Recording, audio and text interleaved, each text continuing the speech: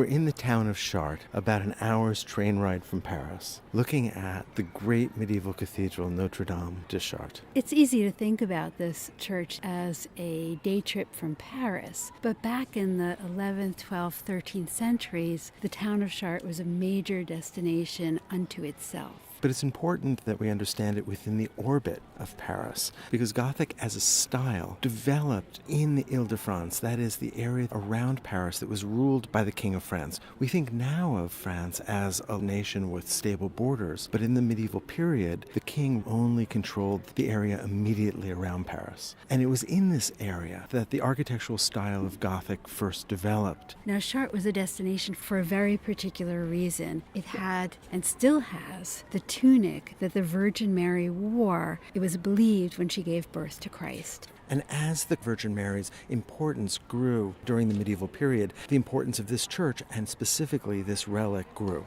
We're looking at the cathedral today with apartments and cafes around it, but this was once part of a complex of buildings that included a school, a palace for the bishop, a hospital, and in fact, the School of Chartres, an educational institution very much akin to a university, was very important and famous during the Gothic period. Many other people associated with the School of Chartres believed that the pursuit of knowledge, learning about the world around us, was a pathway to understanding the divine. And they were studying the texts of the ancient Greeks and Romans, of Aristotle and Plato. In fact, we can see the impact of the School of Chartres in some of the sculpture that adorns the west doorway. The west facade of Chartres dates to the mid-12th century, and so we see it as an early Gothic facade. And that's obvious when we compare it to a high Gothic 13th century church like Amiens, where the portal is pierced everywhere, and there's almost no sense of masonry, no sense of the stone. But here, the windows on either side of the doorway are quite small. In fact, the first story of the towers still recalls the Romanesque. The windows are actually rounded, and very little of the wall is given over to openings. The architects were still nervous about supporting the enormous weight that was to be piled above. And that's because the stone vaulting, the ceiling of these churches, are enormously heavy. This is all solid limestone. And they exert tremendous pressure downward and outward. And so you need these very strong walls and piers to support the weight of that stone vaulting. The facade is fairly simple. From left to right, there are basically three parts. A tower on the left, the central area, and a tower on the right. And if we go from bottom to top, we also have a division of three. At the very top, we see what's known as a king's gallery, Old Testament royal figures. Below that, a beautiful round rose window. These are very typical of Gothic architecture. This is using something called plate tracery. We have primarily a sense of the stone and then openings within that, as opposed to bar tracery, where we have just these thin bars that separate the panes of the stained glass windows. And we'll see that especially in later windows in places like Amiens. Now, below the rose window are three large lancets, and those vertical windows reflect the portals below them. The three portals are covered with sculpture. Anyone walking into this church would read something in the pictures. But let's talk about the parts of a Gothic portal. At the very top, we see sculptures within the archivolts, and the archway that is framed by the archivolts is known as a tympanum. Below that, supporting each of the tympana, is a lintel. That is a kind of crossbeam of stone. And those are supported by small engaged columns, known as colonnettes, that line each side of the three doors. And those are really door jambs. And attached to those are figures, which are known, therefore, as jamb figures. And what's interesting is that they're angled inward. And so we're invited to enter the church. Well, this front porch is quite shallow compared to what will happen at, say, Amiens. Where the doorways become almost funnels into the church. And the archivolts protrude outward, creating canopies. So overall, this front is really fairly modest compared to what happens in the Gothic. Nevertheless, it is one of the most important and one of the earliest fully conceived sculptural programs. Let's get close and take a look.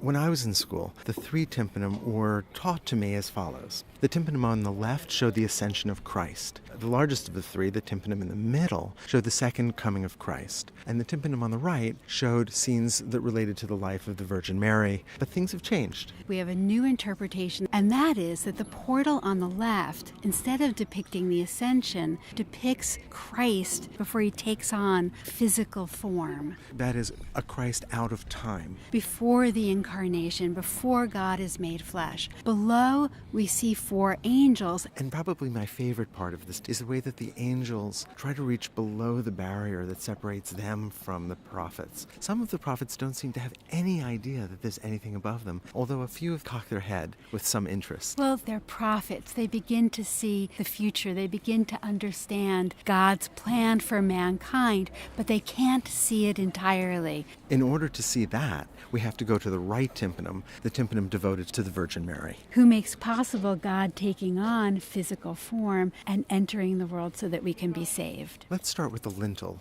We can make out a winged figure. This is the Archangel Gabriel announcing to the Virgin Mary that she will bear Christ. And next to this, we see a scene known as the Visitation, where Mary is visited by her cousin Elizabeth. Mary is pregnant with the Christ child, and her cousin Elizabeth is pregnant with St. John the Baptist. Then the most important scene in the lintel, the center. And here we see Mary in the manger, having just given birth to the Christ child, who's swaddled just above her. And just to the right, a scene of the adoration of the 3 shepherds who have come to honor the Christ child. Above this, we see the presentation of Christ in the temple. Mary and Joseph have brought the Christ child to the temple. And then above that, in the tympanum, we see the Virgin Mary enthroned with the Christ child on her lap with angels on either side. This represents the throne of wisdom. When Christ is shown seated on Mary's lap, Mary's body is understood as the throne of wisdom. Christ is understood as the personification of wisdom. And Mary, in turn, is understood as that throne, but also as the church itself. Both Mary and Christ are shown frontally, very symmetrically, and Mary is enthroned here as the Queen of Heaven. On the left, we had an image of Christ before the incarnation, before taking human form. On the right, we have the moment when Christ enters the world in order to save it. And then in the center, we have the second coming of Christ, when the dead rise from their graves and all of mankind is judged. What's important, though, is that that is the end of time. So a period before time, a period of human time, and a period at the end of time. Christ is surrounded by symbols of the 4 evangelists, the 4 writers of the Gospels, and is shown in the center larger than any other figure. This is called hieratic scale, emphasizing his relative importance. And he's shown seated on the throne of heaven, surrounded by a mandorla. A large, full-bodied halo. Below him, we see 12 figures. These are the 12 apostles.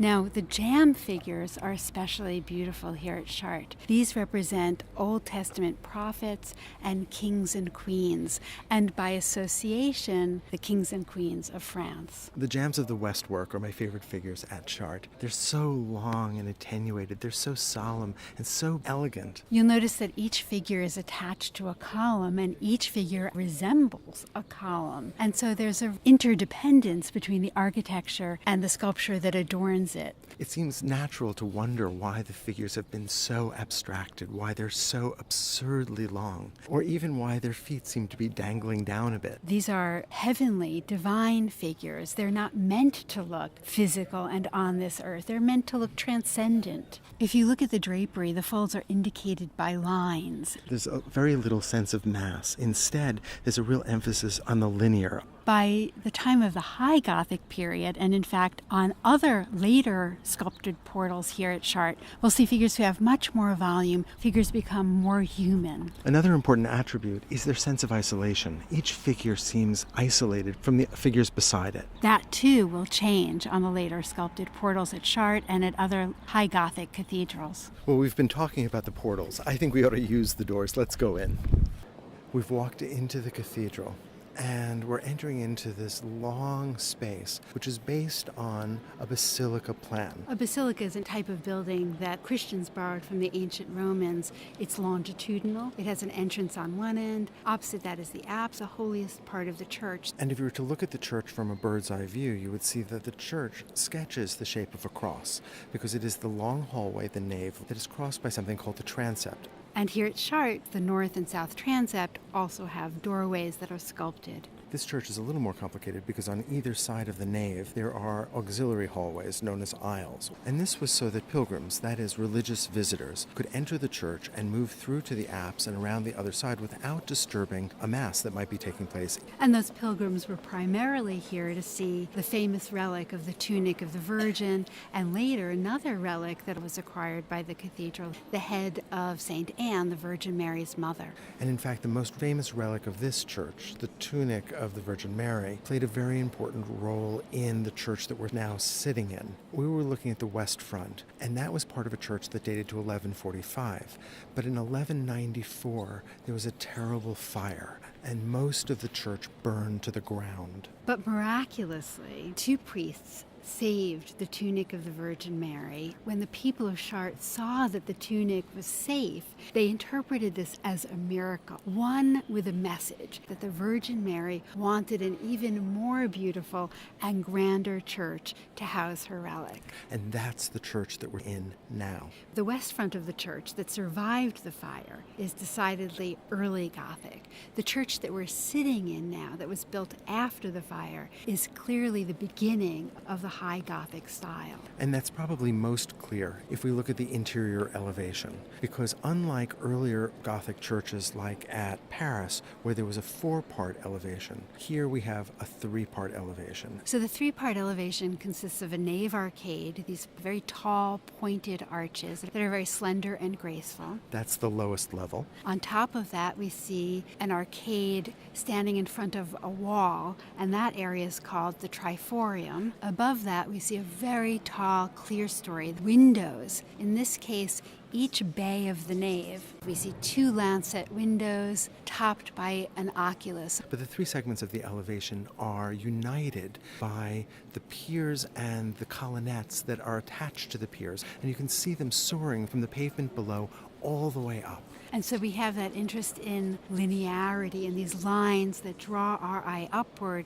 that are so typical of Gothic architecture. As we follow those colonnettes up, we see that they divide into ribs that form the 4-part ribbed groin vaults that constitute the ceiling, the vaulting of this church. The pointed ribbed groin vault allowed for greater height than a round arch would, and that's because a pointed ribbed groin vault pushes its thrust more down than out. And as a result, it can rest on smaller piers and not as much buttressing is required. We should say that one of the primary goals of the Gothic architect was to open up the walls to the stained glass that helped to make the interior a space that recalled the divine, that gave one a sense of heaven here on earth. And one of the ways you could do that was with a flying buttress, essentially supporting the building from the outside. So instead of having massive walls within the church,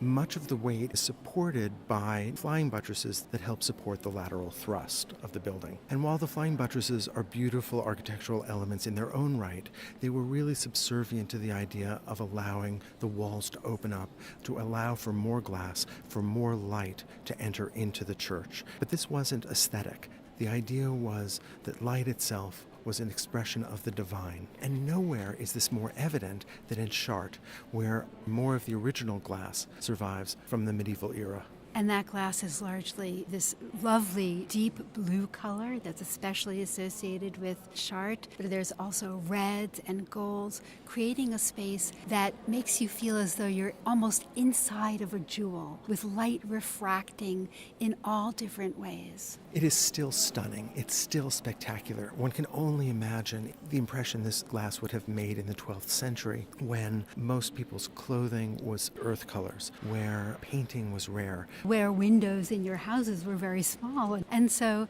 coming into this space was a transcendent experience. And we're so fortunate to be here today when so much of the restoration work on the interior has been completed. And we can see that the walls have been cleaned. They used to be a dark brownish gray. And the conservators here have painted the stone the way that it was painted in the 12th and 13th century. Somewhat unexpectedly, the stone was covered with a thin layer of plaster, and then painted onto that was this light ochre color with white lines painted on top of it to mimic the joinery of the stones below, but not accurately. That layer of plaster and paint obscures the true masonry. 19th and 20th century visitors to Chartres talked about how dark it was, but they were seeing it with centuries of grime. And we are fortunate today to begin to see it the way that it looked in the 13th century. Let's walk down towards the apse and take a look at one particularly famous stained glass window. One that dates from the early Gothic period, from before the fire. This tall window is sometimes known as the Virgin of the Beautiful Window. The blue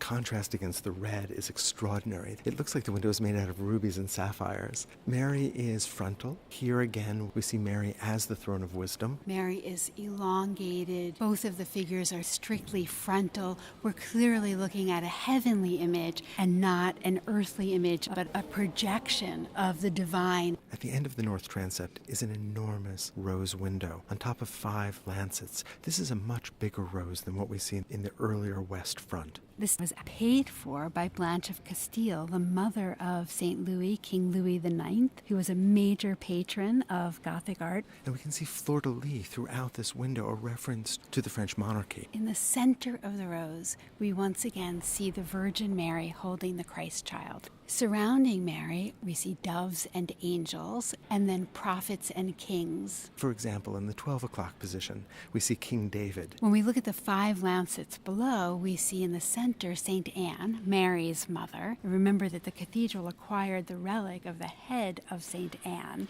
so it's appropriate that she's honored here in this window. And she's holding the infant Mary. And in the 2 lancet windows on either side, we see these interesting pairings of virtuous and villainous kings and also Old Testament priests. For example, the lancet just to the left of Anna shows King David and the smaller figure of Saul, who's shown with a sword through his chest. We've walked out the south transept, and the porch is so different from the west front. Here we're about 80 or so years after the sculpture on the west facade, and things are really different for Gothic architecture and Gothic sculpture. The porch projects much more than the west front did, which is a characteristic of the High Gothic, but the jamb figures have changed so much. Well, before we saw a real interdependence between the figure and the architecture.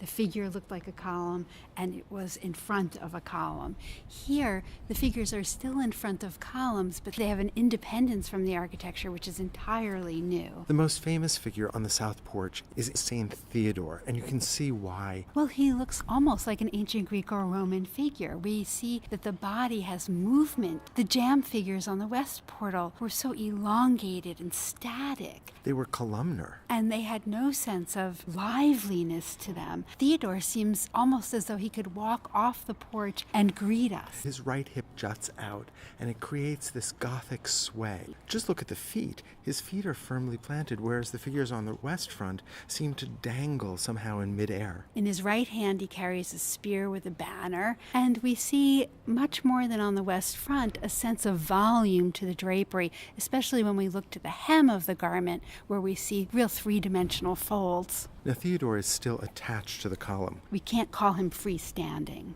But he does seem animated. In his belt, we see the hilt of a sword, and his left hand rests on a shield, which is pressed against his thigh. So there's a naturalism to his movement and the way he carries himself that tells us we're now in the High Gothic period. The cathedral at Chartres is remarkable for so many reasons, but what I love about it especially is the way that it represents the evolution of the Gothic style, from the columnar jamb figures on the west work to the High Gothic representations that we see on the south porch. I'm so glad we decided to spend the day at Chartres.